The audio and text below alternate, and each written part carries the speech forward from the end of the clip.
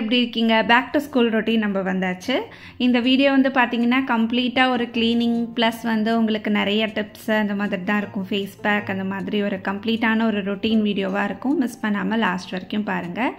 Last week எல்லாருமே ரொம்ப பிஸியாக இருந்திருப்பீங்க. அதுவும் இந்த ஃப்ரைடே சாட்டர்டே சண்டே அப்படியே அம்மன் அழைப்பு, வரலட்சுமி நோன்பு, அப்புறமா ஆவணி ஆவட்டம்னு சொல்லிட்டு ஒரு ஃபெஸ்டிவல் மோட்லேயே போயிட்டு இருந்தது. எனக்கு வந்து நோன்பு கிடையாது, உங்கள் எல்லாருக்குமே தெரியும். நான் லாவண்யா வீட்டில் தான் போய் எப்பயுமே நோன்பு எடுத்துப்பேன். அங்கே போய் நானும் அவங்களோட பூஜை பண்ணிவிட்டு நோன்பு சரடு கட்டிக்கிட்டேன். அந்த வ்ளாக்ஸ்லாம் நீங்கள் பார்த்துருப்பீங்க. நிறைய பேர் நல்ல பாசிட்டிவான கமெண்ட்ஸ் கொடுத்துருந்தீங்க. ரொம்ப ரொம்ப தேங்க்ஸ் எல்லாருக்கும். இதே மாதிரியே எங்கள் சேனலை வந்து கண்டினியூஸாக நீங்கள் சப்போர்ட் பண்ணுங்கள். அப்போ தான் எங்களுக்கும் வந்து ஒரு வீடியோ போடுறதுக்கு ஒரு பூஸ்டிங்காக இருக்கும்.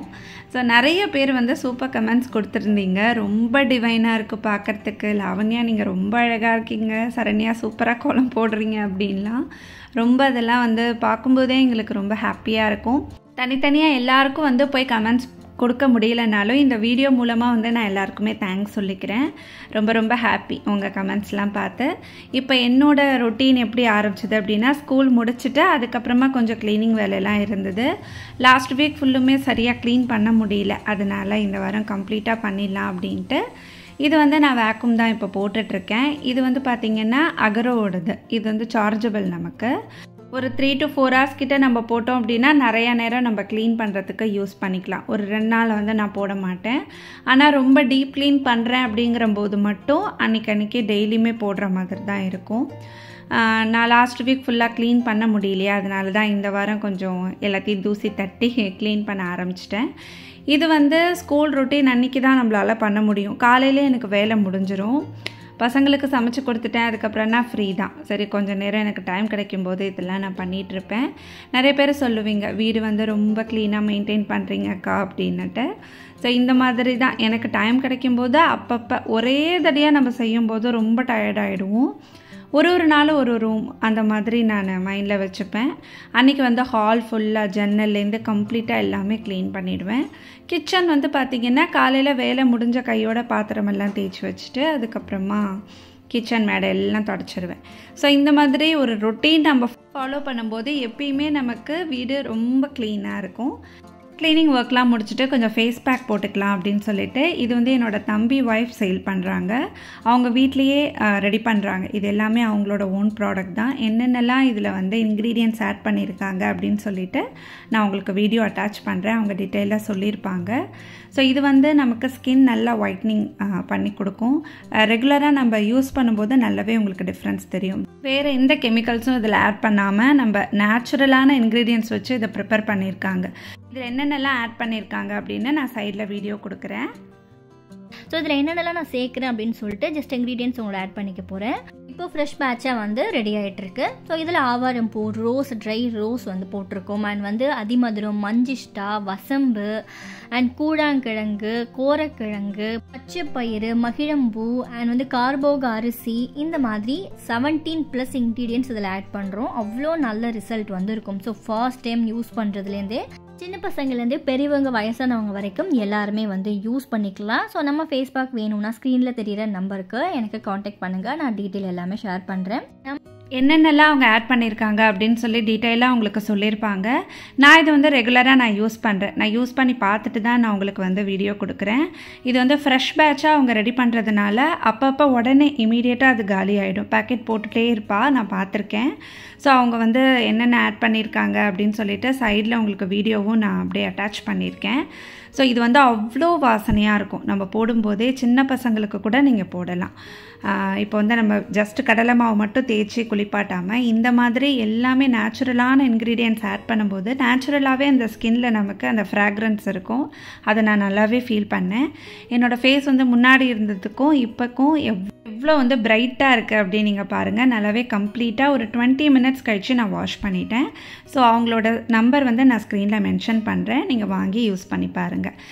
ஃபேஸ் பேக் போட்டோடனே நான் வந்து எப்பயுமே என்ன பண்ணுவேன் அப்படின்னா, இன்னும் கொஞ்சம் பிரைட்டன் ஆகிறதுக்கு இந்த ஐஸ் கட்டியிருக்கோம் இல்லையா, அதை வந்து லைட்டாக அப்படியே ஸ்கின்னில் அப்ளை பண்ணிப்பேன். அந்த மாதிரி பண்ணும்போது உங்களுக்கு இன்னுமே ஃபேஸ் வந்து நல்லா பிரைட்டாக இருக்கும். அது வந்து நமக்கு நல்லாவே டிஃப்ரென்ஸ் தெரியும். இப்போ நீங்கள் உடனே வந்து எங்கேயாவது ஃபங்க்ஷன் போகிறீங்க அப்படின்னா இந்த மாதிரி ஒரு பேக் போட்டுட்டு ஐஸ் க்யூப் வச்சு நல்லா அப்ளை பண்ணிங்க அப்படின்னா சூப்பராக ஆகிடும் ஃபேஸு. நான் அது வந்து கண்டினியூஸாக பண்ணுறதுனால எனக்கு நல்லாவே டிஃப்ரென்ஸ் தெரியுது. எனக்கு வந்து சைனஸ் ப்ராப்ளம் இருக்குது, கோல்டு பிடிச்சிடும் சரண்யா அப்படின்னு நீங்கள் சொன்னீங்க அப்படின்னா அந்த ஐஸ் க்யூப் இது மட்டும் ஸ்கிப் பண்ணிவிட்டு வெறும் அந்த பேக் மட்டும் போடுங்க. நல்ல ஒரு ப்ரைட்டாக இருக்கும் ஸ்கின்னு. ஸோ நான் வந்து கொஞ்சம் வேலையெல்லாம் முடிச்சுட்டு ஃப்ரெஷ்அப் ஆகிட்டு குழந்தைய போய் ஸ்கூல்லேருந்து கூட்டிகிட்டு வந்துட்டேன். அவனுக்கு வந்து ஒரு ஸ்நாக்ஸ் பண்ணணும். இவனுக்கும் அவனுக்கும் சேர்த்தே வந்து நான் பண்ணிவிடுவேன். இப்போ மித்துன் சாப்பிட்றது எல்லாமே மேக்ஸிமம் இவனும் சாப்பிட்றான், அதனால எனக்கு பிரச்சனை இல்லை. 2 பேருக்கும் ஒரே ஸ்நாக்ஸே பண்ணிவிடுவேன். வந்தோடனே கண்டிப்பாக வந்து பூஸ்ட் குடிப்பாங்க. ஏதாவது பாலோ இல்லை பூஸ்ட்டோ ஏதோ ஒன்று கொடுத்துருவேன். ஸோ நம்ம ஏதாவது ரெசிபி ரெடி பண்ணுறதுக்குள்ளே அவங்களுக்கு பசி அடங்கணும் இல்லையா, அதனால தான். நான் இன்றைக்கி வந்து ப்ரெட் பேக்கெட் இருந்தது, சரி நிறைய ப்ரெட் இருந்தது, அதை சும்மாவே சாப்பிட பிடிக்கல, ப்ரெட் குலாப் ஜாமுன் பண்ணலாம் அப்படின்னு சொல்லிட்டு தான் ரெடி பண்ணிகிட்ருக்கேன். இந்த ப்ரெட்டில் வந்து ஓரத்தில் இருக்கிற அந்த இதை கட் பண்ணிவிடுங்க, ஏன்னா அதோடு நம்ம வந்து மிக்ஸ் பண்ணி உருண்டை பிடிக்க முடியாது. அதனால் ப்ரெட்டில் வந்து நிறைய வெரைட்டிஸ் ஆஃப் ஸ்நாக்ஸ் நம்ம பண்ணலாம். ப்ரெட்லேயே வந்து நான் சாண்ட்விச் பண்ணியிருக்கேன், அதுக்கப்புறமா கேக் பண்ணியிருக்கேன், ப்ரெட் ரோல் பண்ணியிருக்கேன். அந்த மாதிரி ஏதாவது ஒரு டிஃப்ரெண்ட்டாக ஏதாவது ஒன்று பண்ணிக்கிட்டே இருப்பேன். ஸோ ஏதாவது நல்லா வந்துச்சு அப்படின்னா மட்டும்தான் நான் உங்களோட ஷேர் பண்ணுவேன். ஒரு சிலது எனக்கு வந்து இல்லை இது போஸ்ட் பண்ண வேண்டாம் அப்படின்னா நான் எடுத்திருப்பேன் வீடியோ, அதை வந்து போஸ்ட் பண்ணாமல் இருந்திருக்கேன். ஏன்னா நமக்கு வந்து சரியாக வராமல் மற்றவங்களுக்கு சொன்னால் அது நல்லா இருக்காது அப்படின்ட்டு.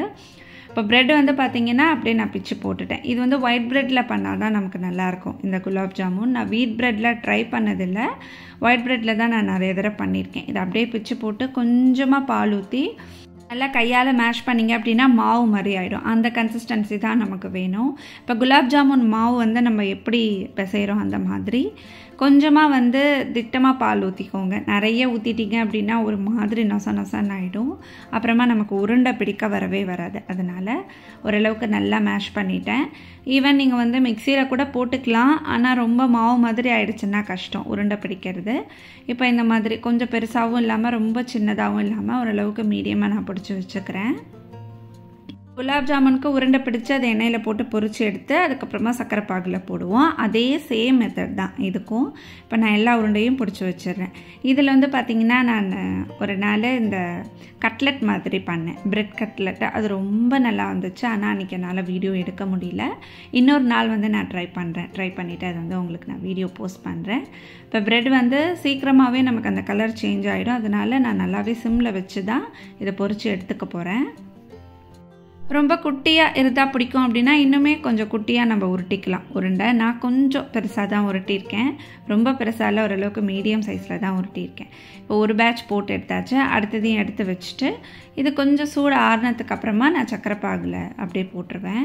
ரொம்ப சுட சுட போட மாட்டேன், ஓரளவுக்கு ஆறுனதுக்கு அப்புறம் தான் போடுவேன். எனக்கு வந்து குலாப் ஜாமுன்னா ரொம்ப பிடிக்கும், ஆனால் எனக்கு வந்து எப்பயுமே சரியாகவே வராது. இதுவே நான் கொஞ்சம் பயந்துகிட்டே தான் பண்ணேன். லாவண்யா வந்து எப்பயுமே குலாப் ஜாமுன் பண்ணும்போது கொண்டு வந்து கொடுத்துடுவாள், அதனால நான் பண்ணவே மாட்டேன். அவள் எப்போ பண்ணாலுமே 2 பேக்கெட் பண்ணுவாள், எனக்கும் ஒரு பேக்கெட் சேர்த்து தான் பண்ணுவாள். ஸோ இந்த தடவை வந்து நம்ம ப்ரெட்டில் ட்ரை பண்ணலாம் அப்படின்னு நான் 2-3 தடவை பண்ணியிருக்கேன், ஆனால் 2-3 தடவையுமே நல்லா தான் வந்துச்சு. அதனால தான் இந்த வீடியோவில் உங்களோட நான் ஷேர் பண்ணுறேன். இப்போ பொரிச்சு அதை வந்து தனியாக எடுத்து வச்சுட்டேன். கொஞ்சம் ஆறுறதுக்குள்ளே இந்த சக்கரை பாகு வந்து நான் ரெடி பண்ணிவிடுவேன். ஸோ இதுக்கு வந்து அளவு பார்த்திங்க அப்படின்னா இப்போ நான் ஒரு பேக்கெட் ப்ரெட்டில் நான் போட்டிருக்கேன். ஸோ அதுக்கேற்ற மாதிரி சுகர் வந்து நான் ஒரு கண்ணளவு தான் போட்டிருக்கேன். கரெக்டாக வந்து இந்த அளவு தான் அப்படின்லாம் எனக்கு தெரியல. ஏன்னா எப்பயுமே நான் ஒரு டம்ளரில் ஒரு 1/2 கப்பு போடுவேன், ரொம்ப கரெக்டாக இருக்கும் அந்த மாதிரி தான் நான் போடுவேன். ரொம்பவுமே ஸ்வீட்டாக இருந்துச்சு அப்படின்னா பசங்க சாப்பிட மாட்டாங்க. இப்போ சக்கரை பாகு எடுத்து வச்சுட்டு அதில் கொஞ்சமாக ஏலக்காய் பொடி நீங்கள் சேர்த்துக்கோங்க. என்கிட்ட அப்படியே முழு ஏலக்காவாக இருந்தது போட்டேன். இது கொஞ்சம் நேரம் ஊறினதுக்கு அப்புறமா நம்ம சாப்பிட்டு பார்த்தோம் அப்படின்னா அந்த ப்ரெட் டேஸ்ட்டு கொஞ்சம் இருக்கும், ஆனால் ரொம்பவே சூப்பராக இருக்கும். ட்ரை பண்ணி பாருங்கள்.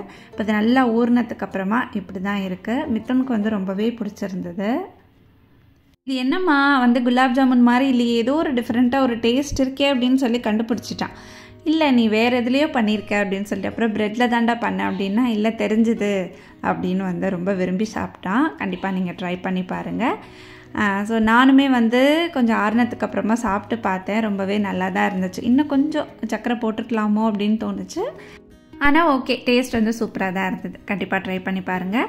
இந்த வீடியோ உங்களுக்கு பிடிச்சிருந்தா எங்கள் சேனலை லைக் பண்ணி சப்ஸ்கிரைப் பண்ணுங்கள். தேங்க்யூ ஃப்ரெண்ட்ஸ், பாய்.